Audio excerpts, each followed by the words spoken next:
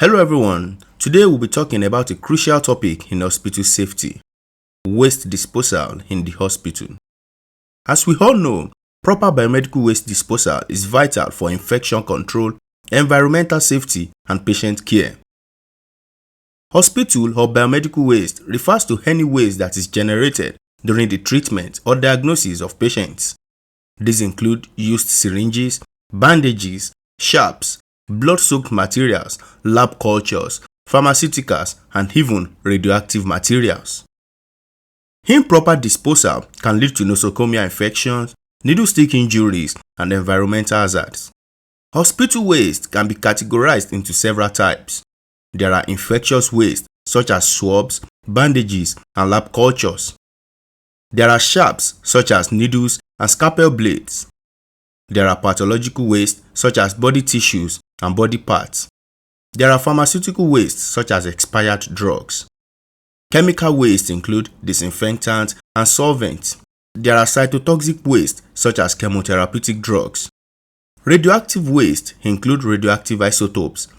And lastly, there are general waste such as paper, wrappers, kitchen waste, and food items. These different wastes are generally segregated into different waste bins, which are color-coded to ensure proper segregation and disposal. Different countries may have slight variations, but here is a commonly used system. Red waste bins are used for infectious waste, such as blood-stained items and IV lines. Yellow waste bins are used for pathological and anatomical waste, including chemical waste. Black waste bins are used for general non-hazardous waste, such as food items and papers. Green waste bins are generally used for biodegradable waste. White waste bins, which are generally puncture-proof, are used for sharps such as needles and scalpel blades. Blue waste bins are generally used for glassware and metallic body implants. This segregation reduces cross-contamination and simplifies safe treatment and disposal like incineration, autoclaving, or landfilling. The hospital waste disposal process follows these key steps. Segregation. This refers to the point where different waste products are generally discarded into different waste bins, which have been color-coded. After segregation, the waste are then collected and transported using labeled bins and designated trolleys to temporary storage sites. This storage usually should not exceed 48 hours. After storage, the waste are then collected and moved to where they will be treated. Waste can be treated via incineration, autoclaving, chemical disinfection, or microwaving.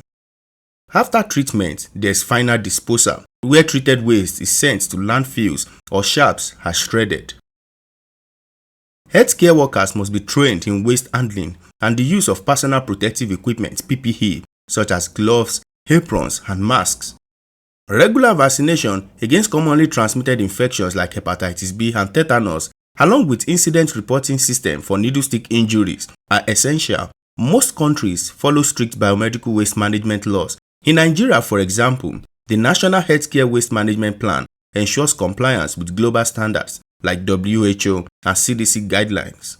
Proper hospital waste disposal protects patients, healthcare workers, the environment, and the wider community.